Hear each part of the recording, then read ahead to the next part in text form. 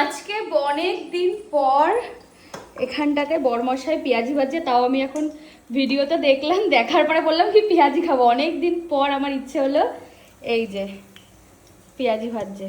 অনেকে আবার বলবে তুমি তো পেঁয়াজ রসুন খাও না। আমি পেঁয়াজ রসুনটা খাই, কিন্তু মাছ মাংস ডিম খাই না। কিছু করে দেবো, এই যে বড় আছে, এই যে যদি ছোট খেতে চাও দু রকম অপশন আছে আমার কাছে, এগুলো ছোট।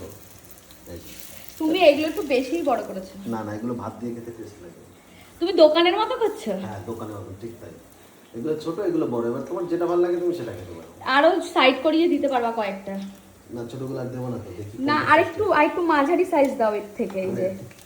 এই যে এখানে। না থাক, আর পরের বারে লাগবে তো, পরের বারে এই তো এই নাও। আরে না, হবে না, পরের বারে একবারে দিয়ে দেবো। ও আচ্ছা, একবারে যখন আসবে একবারে দেবে, তাই তো? যাই হোক, খেয়ে বলবো তোমাদের কেমন হয়েছে। ভালো হবে, কিছু করার নেই।